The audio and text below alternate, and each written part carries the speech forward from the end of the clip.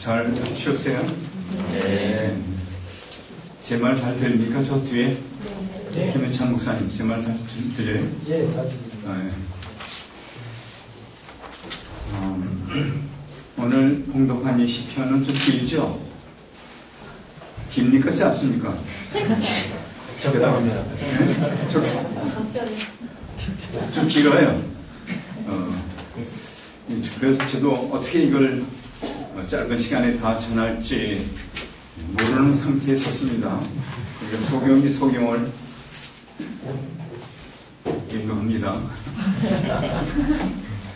그러니까 좀 이상하면 아시지만 소경이 소경을 인도하기 때문에 이상하구나 그렇게 생각하시면 되겠습니다. 믿습니까?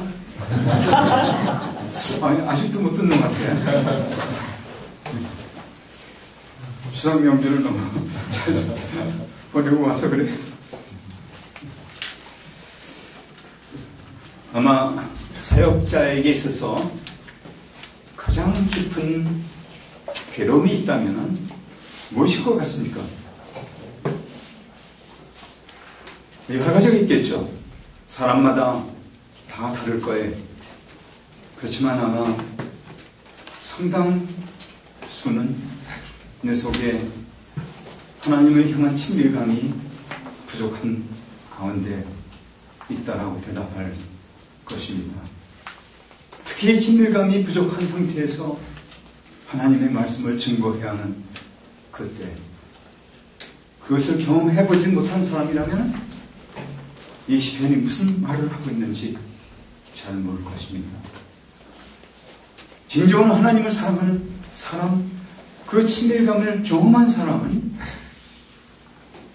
자기 속에 그 친밀감이 식어서 냉랭한 상태에서 하나님의 말씀을 대하는 것만큼 괴롭고 두렵고 떨리는 그런 상황은 없을 것입니다.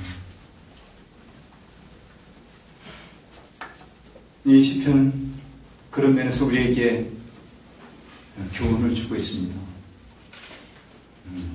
특히 다윗이라는 한 인물을 통해서 어떻게 그 친밀감이 나타날 수 있는가, 그리고 그 친밀감이 나타나는 근본적인 이유는 무엇인가가 여기에 나타나 있습니다. 그래서 한 추석가는 이 시편을 폄하기를 뭐라고 했냐면은, 모든 시편 중에서 가장 아름다운 부분이다 이렇게 얘기를 했습니다.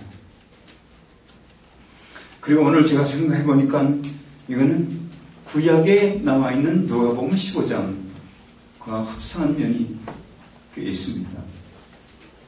압살롬 탕자죠. 그는 나쁜 사람이에요. 그는 자기 아버지를 속을 썩이되 그리고 사기를 치고 가장 나쁜 짓을 했어요. 그 아버지 다윗은 우리가 조금 우리 강의 통해서 보겠지만 그걸 다 참고, 그리고 그와 상관없었는지 그건 잘 모르겠어요. 그렇지만 이 본문 내용 가운데 나타나는 것은 마치 상관없는 것처럼 하나님과의 관계만 생각한 것으로 여기 표현되고 있습니다. 우리는 종종 겉으로 보기에 매우 근사한 것처럼 보이는 사람도 많이 있어요. 그러나 속을 들여다봤을 때 형편없는 그런 상태에 있는 사람도 꽤 있습니다. 선교사 가운데도 그런 사람이 있습니까? 네? 있어요? 선교지에서 다들 영웅이 돼가지고 본부에 들어와서 간증만 한번 하면 사람들이 와 박수치는 그런 거 맞죠? 맞아요? 대답이 없어. 아니요. 겉으로 보기에는 화려하고 또 심지어는 강단에서 말씀을 증거할 때나 가르칠 때는 화려하게 보이고 깨끗하게 보이고 할지 모르지만 그 속을 들여다봤을 때 형편없는 그런 상태에 있는 사람도 꽤 있습니다. 특히 지도자들 가운데, 선교사 가운데도 아마 한 명은 있을 거예요. 2명?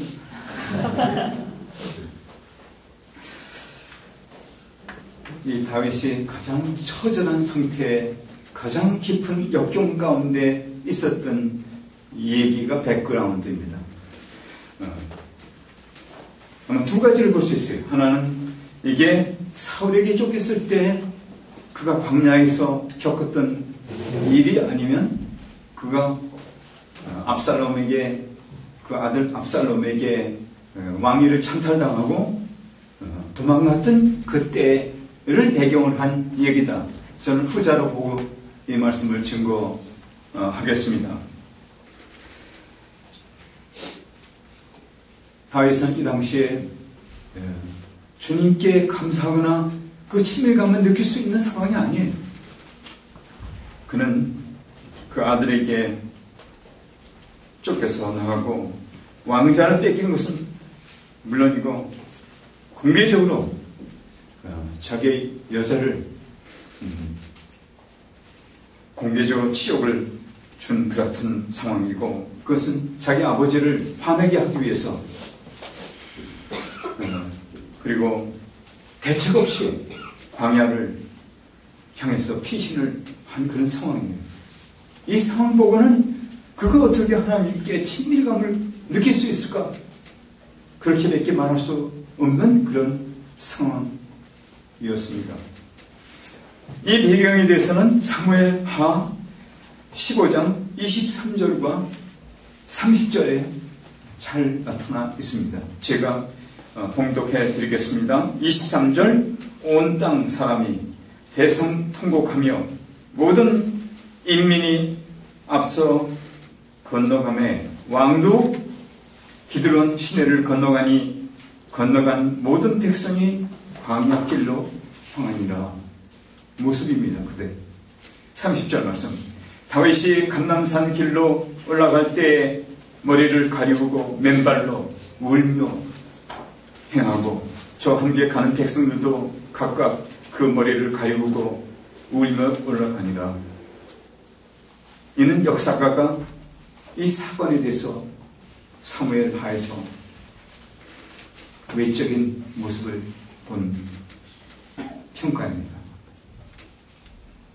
하지만 이 시편 기자는 외적인 그것을 얘기하지 않습니다. 다윗의 내적인 상황, 다윗이 이런 상황과 상관없이 얼마나 간절하게 그리고 깊이 있게 하나님과 교통하고 있었는가를 나타내고 있습니다. 얼마나 깊은 친밀감을 누리고 있었는가. 이는 본문 다음 같은 사실을 통해서 입증이 됩니다. 1절에 보면 하나님이여 주는 나의 하나님이시라. 내가 간절히 주를 찾되 물이 없어 마르고 궁핍한 땅에서 내 영혼이 주를 갈망하며 내 육체가 주를 앙모하나이다. 이렇게 고백을 했습니다. 압살롬이 문제가 아니었어요. 이 시편 기자의 그것이 다윗이었다면 다윗이었을 거예요.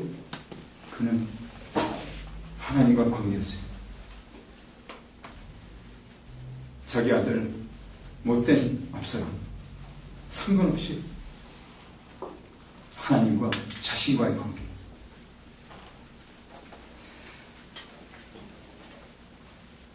이런 현상은 저절로 일어나지 않습니다. 첫째는 평상시 주님을 간절히 찾고 깊은 친밀감을 경험한 사람만이 이런 위기 가운데 외적인 상황을 보지 않고 여호와를 깊이 의지하고 그를 찾고 그에게 친밀감을 더 깊이 느끼며 하나님을 의뢰할 수가 있을 것입니다. 둘째는 계속적으로 이를 위해 연마한 사람만이 누릴 수 있는 특권입니다. 과연 우리도 어려운 환경 중에도 하나님과 친밀감에 목말라 이렇게 외칠 수 있는지, 저는 이번 훈련을 통해서 이것을 놓치면 안 된다고 봅니다. 그리고 어느 때든지 이것을 놓치면 안 된다고 봅니다. 만일에 모든 명예를 다 주고 왕이 된다 하고 그리고 이 친밀감을 뺏긴다고 한다면 왕을 포기하고 이 친밀감 선택한 것이 더 현명하다고 느껴야만 될 것입니다.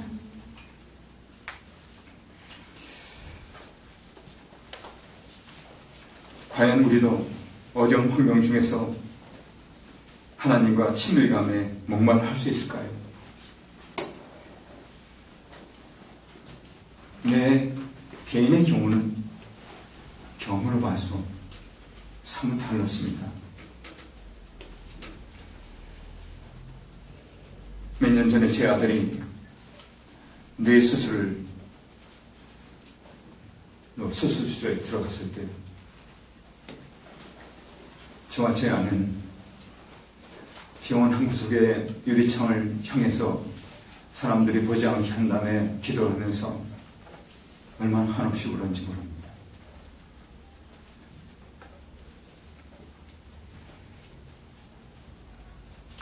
사실 그때만큼 하나님 우리와 가까이 계시던 적이 드물 것입니다. 그러나 지금 이 말씀에 비춰봤을 때 좀 안타까운 것은 그때 그런 생각을 못했습니다. 단지 제 아들, 그가 죽느냐 사느냐, 수술이 잘 되느냐 안 되느냐,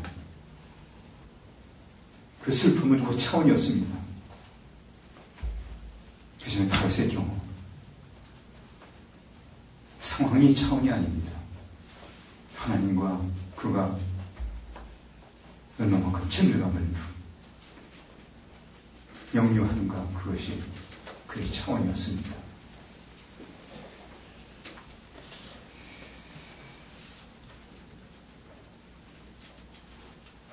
간절히 주를 찾는 것 위해 2절에서는 주의 인자를 무엇보다도 중요시하는, 내가 주의 권능과 영광을 보려 하여 이와 같이 성소에서 주를 보았나이다. 어떻게 광야에 있는 사람이 성소 위에 있습니까? 이거는 그가 주를 찾는 마음이 워낙 강하기 때문에 그 광야도 성소로 그에게 느껴졌을 것입니다.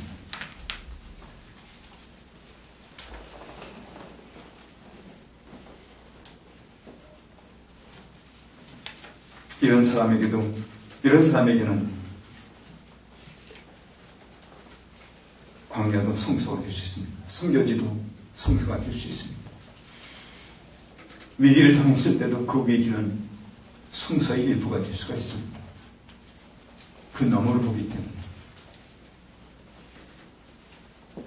6절에 보면 밤잠도 기꺼이 희생하고 주를 추구했습니다.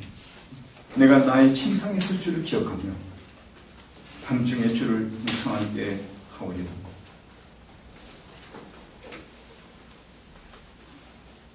이것이 바로 정상적인 주님과의 관계입니다.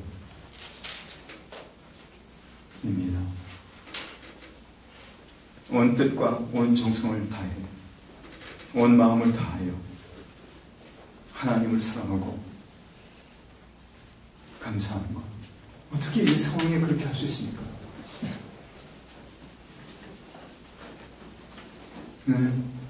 다윗이 그만큼 성숙했기 때문에 가능한 것입니다. 처음부터 다윗이 이렇지는 않았습니다. 그러나 그가 계속 성숙해 가면서 영적으로 깊어지면서 이런 상황까지 왔습니다. 간절히 주를 찾는 마음만 있었을 뿐만 아니라 하나님께 의뢰하는 마음으로 가득 찼습니다. 자신의 하나님이여 주는 나의 하나님이십니다. 아마 웬만한 사람 같으면 이렇게 어려운 상황 속에서 어떻게 하나님을 찾는가? 그런 마음이 더 강하게 들었을 것입니다. 그리고 핑계거리가 될 수 있었을 것입니다. 그러나 그는 내 영혼이 주를 가까이 따르리니 주의 오른손이 나를 붙드시나이다. 주는 나의 도움이 되셨나이다. 이렇게 외쳤습니다. 오히려 우리도 그렇게 할 수 있습니다.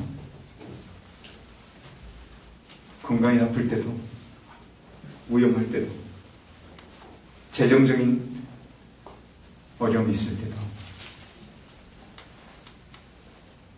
하나님을 같이 의뢰하는 것이 이 메시지입니다. 이 본문의 메시지입니다. 그것은 상황이고 본질은 여호와께서 책임을 져 주실 것이다. 여호와께서 내 손을 잡아주실 것이다. 나는 놓치지 몰라도 여호와께서 놓치지 않으실 것이다. 내가 저에게 영생을 주는 영원히 멸망자이는터요 저희를 내 손에서 빼앗을 자가 없느냐. 예수께서 그렇게 요한복음 10장 28절에서 말씀하셨습니다. 아무도 아버지 손에서 빼앗을 자가 없느냐. 나와 어제는 하나님이라 했습니다. 아버지도 붙들고 아들도 붙들고 그것이 요한복음 10장 28절, 29절, 30절 말씀입니다.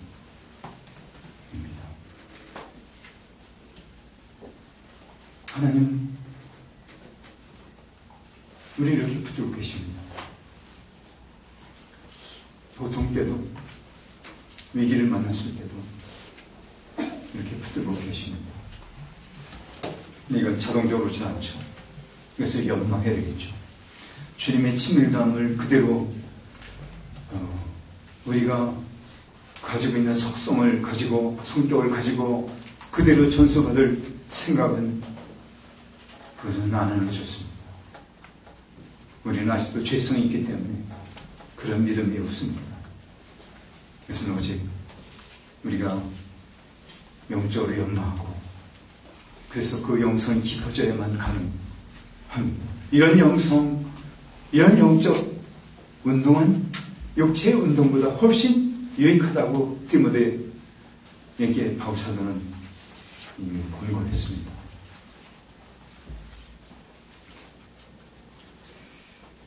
그리고 하나님께 경배드리는 마음으로 가득 찼습니다.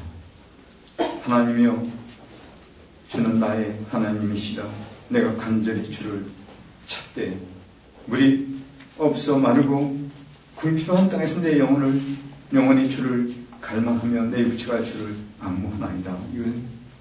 이거는 깊이 주님을 의뢰하고 찾는 그런 마음인 것입니다.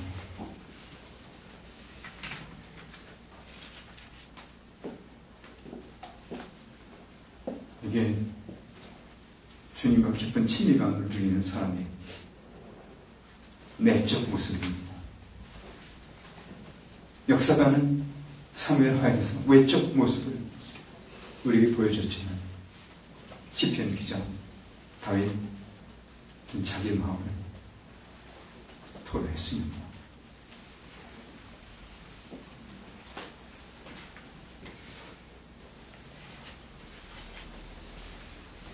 역경을 당할 때 이렇게 하나님을 만날 수 있는 것은 참으로 큰 특권입니다. 근데 그 특권을 우리에게 주셨습니다. 종종 우리는 그것을 모르고 지날 때가 많습니다. 저도 이 말씀 오늘 묵상하면서 제가 얼마나 그렇게 지냈는지, 그리고 또 잊어버렸는지, 저처럼 그런 사람도 있겠죠. 한 사람쯤 있겠죠. 예? 아니, 그렇게 위기에서 하나님이 역사하는 그조차도 모르고 상황만 보고 돈을 구했는데 돈을 주신 그것만 생각하고 주님께서 나와 얼마나 가까이 계시고 나와 얼마나 가까이 친밀하게 관계를 갖고 계시다는 사실 모르는, 그러지도 않을 때가 있죠? 한 번이라도 있죠? 없어요? 그래도 반응이 없어. 이 건물, 여기가 지하실이에요. 여기에 이 땅을 원래는 입구 있죠. 입구가 거기가 집에 사십니다. 여기는 그 입구만큼 높은 지대예요. 근데 이거를 다 파낸 거예요. 그 덤프 트럭으로 한 70대에서 80대 분을 여기 파냈어요. 거기서 끝나지 않았어요. 그리고 여기 밑에 내려가면은 한층 더 내려갈 정도로 거기엔 정화조가 있고, 거기는 덕트를, 그래서 나중에 어디가 망가지면 거기서 가로줄 수 있는 덕트. 그래서 여기 또 밑으로 내려갔어요. 그걸 파내려가서 깊이까지 들어갔어요. 근데 비가 박수처럼 왔어요, 그때. 그래서 이 물이 여기 한강처럼 보였어요. 그런데 그 물이 요 앞지, 요 밑에 글이 스며들어가면 그 집에 금이 가거나 그러면, 그리고 그 사람은 우리를 굉장히 괴롭혔어요. 우리가 선임을 하고 우리가 5층을 하나 올릴 수 있는데 그것을 양보하라서 양보했어요. 저희 집에 와서 목사가 어떻게 그러냐고. 그래서 제가 그 말에 넘어가 버렸어요. 그래서 5층을 못 올렸어요. 허가 당하는 건데. 근데도 그는 나중에 민원을 몇 개를 넣어놨어요. 약속을 했거든요. 그 5층 안 올리면 절대 민원 같은 거 안 넣는다. 그리고 위에 옆에 호연빌라, 그거는 꼭대기처럼 보여요. 근데 거기에 금이 하나를 가면은 그건 헐고 다시 질 수도 없어요. 근데 물은 여기 가득 차 있어요. 근데 비는 계속 헛수처럼 와요. 우리 김 실장하고 저하고 이 사람은 몰래 펌프 가지고 퍼냈어요. 기억나요, 김 실장? 기억 안 나요? 근데 저와 제 아내는 길거리에서 그 폭풍처럼 막 쏟아지는, 또 쏟아지는 비를 놓고 울면서 기도했어요. 하나님, 비 좀 그치게 해달라고. 그리고 이 길이 무너지지 않게 되더라고요.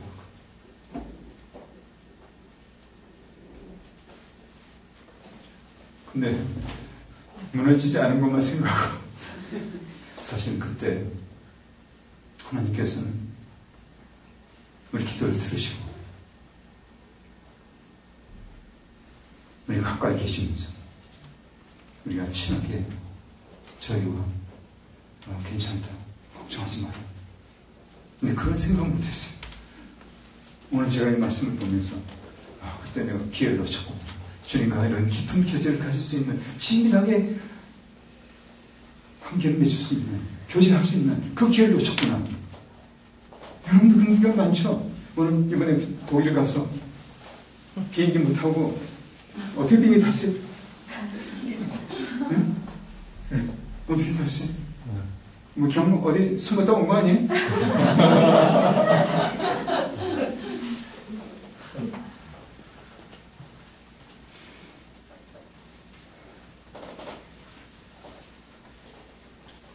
우리는 표면적인 것만 너무 보기가 쉽습니다. 우리는 하나님과의 관계, 하나님과의 친밀감, 그 없이는 영적으로 모든 지식을 다 가졌다 하더라도, 아무리 훈련을 많이 받았다 하더라도, 아무리 제자 훈련을 많이 받았다 하더라도 그게 빠졌다면 저는 그것이 성숙이라고 볼 수 없습니다. 물론 순간적으로 그것이 못 느낄 때 있을 거예요. 그렇지만 그것이 평상시에 계속 아무 때든지 없어요. 그렇다면 그것은 참된 영성이라 말할 수 없습니다.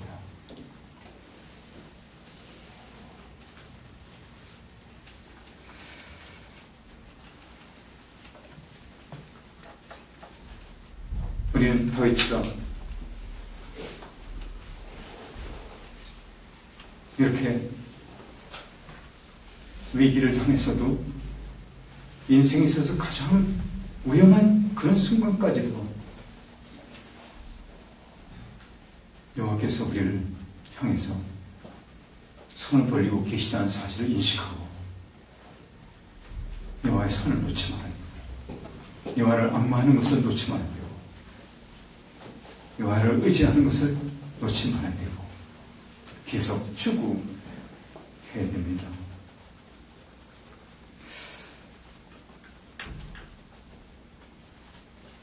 어떻게 다윗이 이렇게 할 수 있었는가? 다윗은 사실상 처음부터 이런 사람이 아니었습니다. 시편 51편에 보면 다윗의 가장 추한 모습이 나타납니다. 다윗은 그가 왕으로서 성공했고 이젠 할 일도 많지 않고, 옥상 가운데서 전쟁터 장수들은 이제 당신은 늙었으니까 좀 안전한 곳에 계십시오. 그리고 장수들 다 내보내고 있는데 어떤 여자가 대낮에 목욕하는 걸 보고 그 여자를 취해서 간음을 했어요. 근데 그 여자가 임신을 해버렸어요. 그래서 그 여자가 그 임신한 것이 자기 때문에 임신하는 것이라는 것이 드러나지 않게 하기 위해서 우리아 장군을 불러들였어요. 그래서 먹을 것도 주고, 그리고 들어가서 네 아내와 관계를 가져라.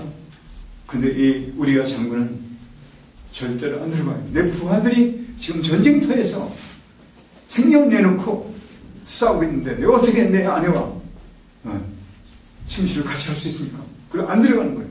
또 한 번 하고 또 한 번 하고, 그래서 결국은 그대로 가버렸어요. 그래서 그는 요압이라는 장군을 시켜서 마치 사고난 것처럼 전쟁터에서 그를 맨 앞에 내밀어서 성에서 그 위에서 돌을 던지면 그의 돌에 맞아 죽겠군, 그런 계획을 하는 나쁜 사람이에요. 처음부터 좋은 사람 아니었어요. 그리고 그것을 숨기고 있었어요. 그러나 한 선지자가 와서 그에게 넌 당신은 죄인입니다 했을 때 그는 회개하고, 그리고 하나님이 너는 이제부터 너 죄를 용서하겠지만 가늠해서 난 아이는 죽을 뿐만 아니라 너희 왕국은 밑으로 계속 내려갈 것이다. 사실은 그 내려가는 과정 중에 압살롬이 이런 반역을 한 겁니다. 그러니까 다윗은 어떤 면에서 그런 자기가 저지른 죄에 대한 징계를 받아가는 가운데 일환으로 있으면서 이런 하나님과의 친밀감을 복귀한 겁니다. 그리고 자기 아들 압살롬을 죽이지 말라고 그랬어요. 그리고 압살롬이 나쁜 놈이다, 그런 내용이 이 역사가 피해 가운데 나오지 않아요. 나중에 찾아보세요. 혹시 내가 기억이 늙어가지고 기억이 지금 아무래서 못 본지 모르니까 찾아보라고요. 제가 실수하는 거 발견하는 게 기분 좋죠? 찾아보라고. 근데 사실은 자기 아들 압살롬 아들이기 때문에만 그랬는지 저는 판가름은 안 되지만 제가 보기에는 그가 변했기 때문에 그 아주 엄청난 죄를 범한 그 압살롬이 그렇게 된 것, 그건 내 책임도 있다.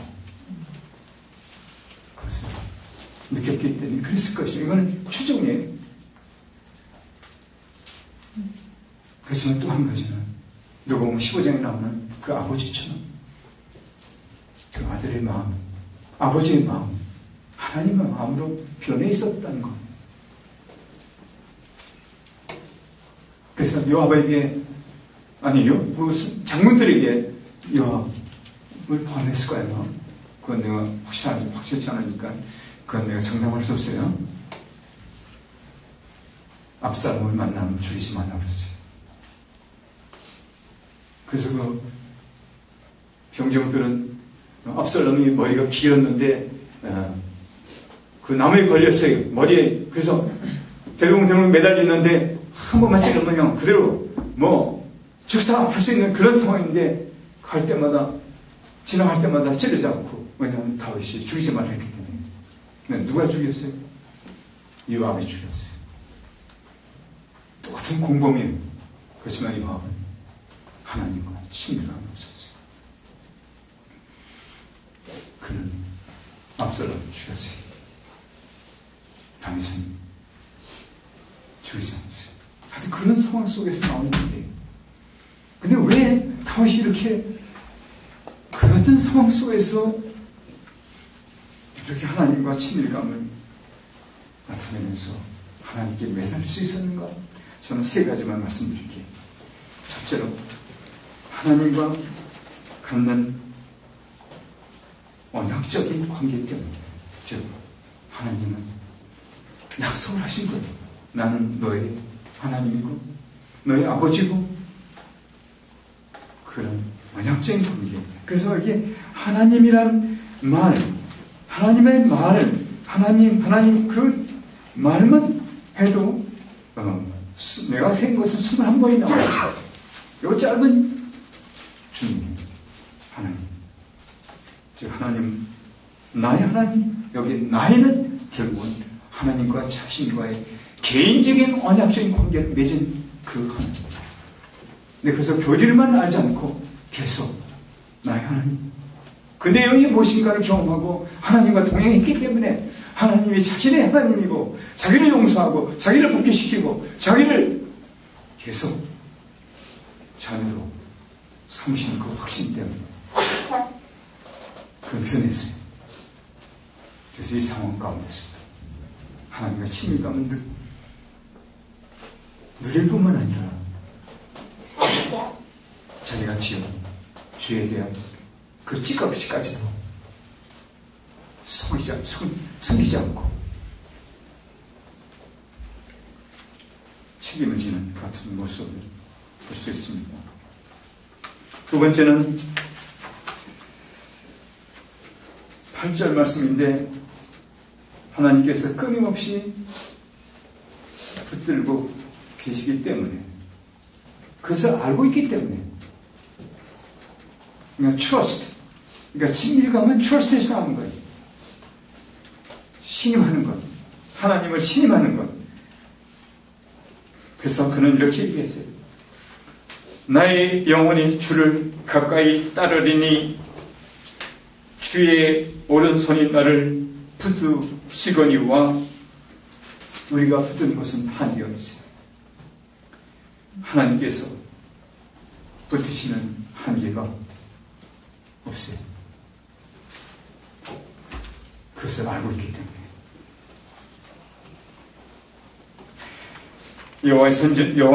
이사야 선지는 이렇게 얘기했어요. 여인이 어찌 그 젖먹는 자식을 잊겠으며 자기 태에서 난 아들을 긍휼히 여기지 않겠느냐.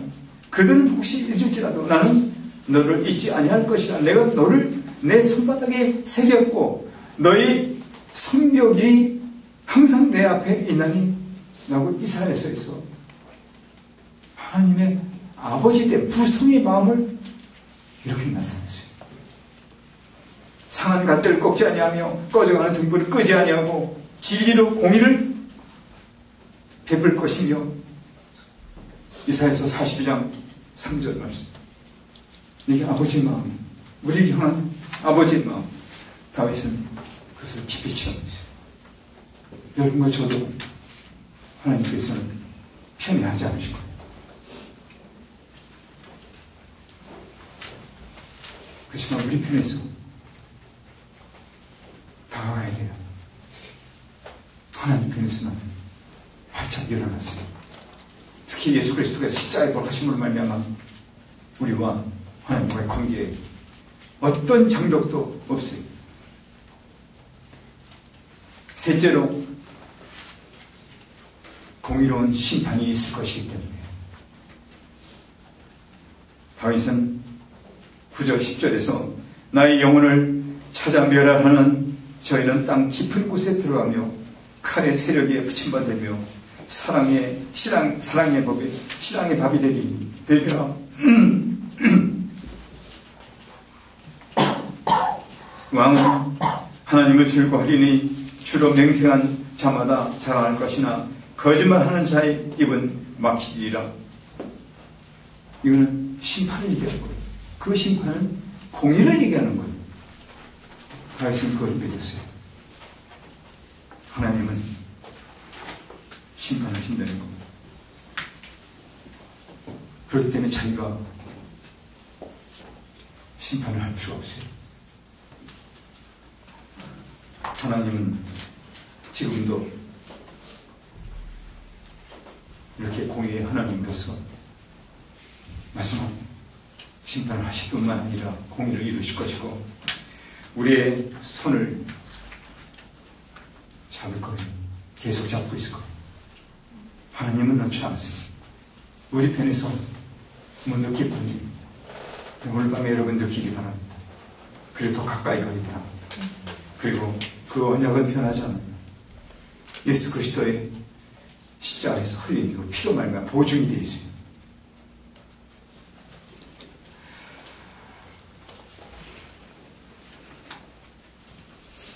우리는 노출된 다윗 왕의 마음속 모습을 이 본문을 통해서 보았습니다. 그는 무험한 사람이 아닙니다. 그는 우리와 같은 죄인입니다. 만일 그가 그렇게 하나님의 가까이 가서 친밀감을 느끼면서 최악의 경우 최선으로 돌이킬 수 있게 할 수 있었다면 우리도 할 수 있습니다. 오늘 밤에 여러분들이 그 손을 잡기 바랍니다. 그 언약을 믿기 바랍니다. 그리고 하나님의 공의로운 심판이 하나님이 공의롭게 공의를 행하실 것이라는 그 믿음을 더 확고히 하기 바랍니다.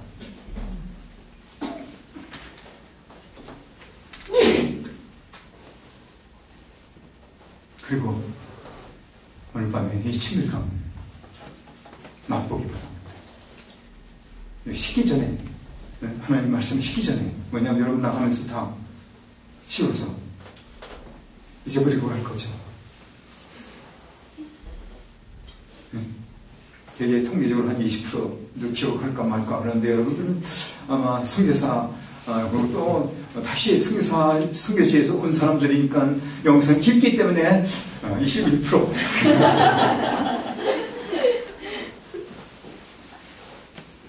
우리 인간이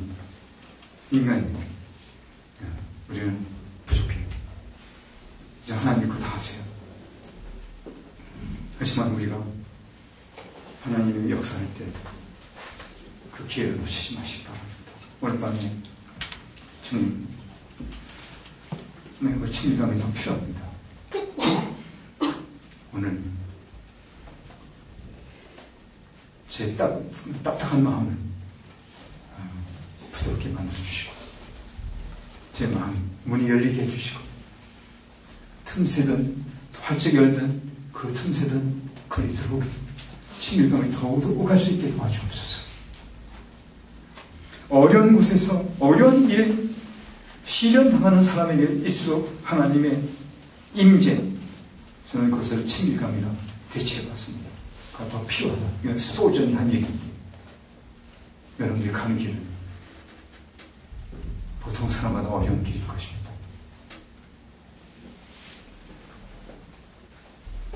그렇기 때문에 더 필요합니다. 그리고 그렇기 때문에 더 성숙할 수 있는 여지가 있습니다. 친밀감이 내 속에 자꾸만 경험됨으로 말미암아 내 속은 자꾸만 변해서 다윗이 이렇게 된 것처럼 본질적으로 변할 것입니다. 그리고 저는 이것이 바로 신약에 와서는 십자가를 깨달은, 즉 내가 그리스도와 함께 십자가에 못 박혀 죽었는, 이제 내가 사는 것이 아니라 내 안에 그리스도께서 사신 것이라 하는 그것을 레색하게 실물교실로 우리에게 보여준 인격적인 모습이라 저는 봅니다. 그게 없이는 제자가 될 수가 없습니다. 자기를 부인하고 자기 십자를 주고 날마다 쫓아가지 않는 사람은 주님의 제자가 될 수 없습니다. 오늘 밤에 이 본문에서는 십자가의 얘기가 나오지 않지만 가장 가까운 모습입니다. 그렇기 때문에 아브라함과 다윗의 자손 예수 그리스도의 세계가, 다윗은 아브라함과 더불어 가장 예수 그리스도의 모습을 구약 가운데 나타내준 분입니다. 예수님의 모형입니다. 우리는 그것을 다 패너룸에 다 보고 있습니다.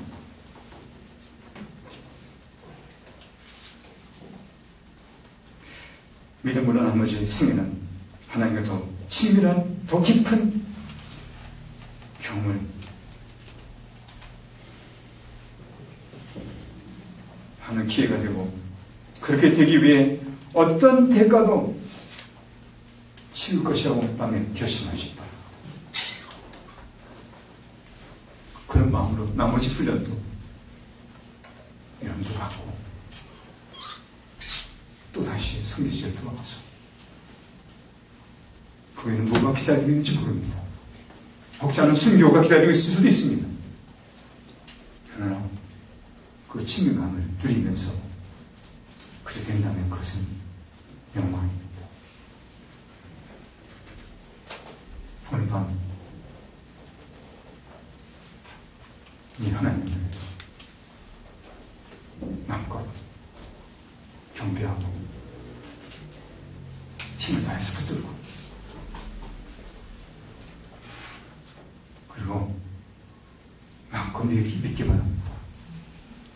같이 기도하겠습니다.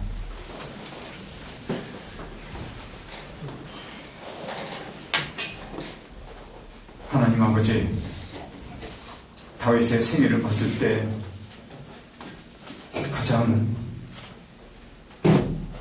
어렵고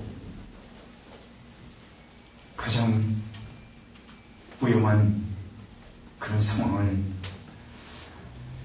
하나님과의 친밀감으로 말미암아 가장 아름답고, 프로를 얘기했을 때 이 전 시편 중에서 가장 아름다운 시편이라고 말할 수 있는 그런 것을 연출하게 된 것 감사합니다. 오늘 이 하나님과의 친밀감의 모델을 우리에게 오셔서 봤습니다.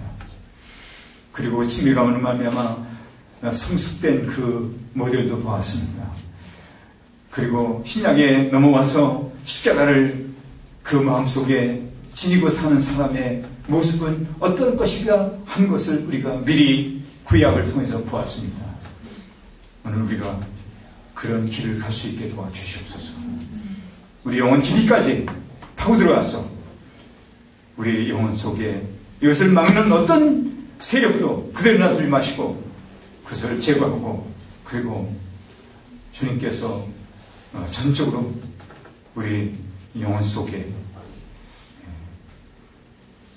역사해 주시옵소서. 예수 그리스도의 이름으로 기도했습니다.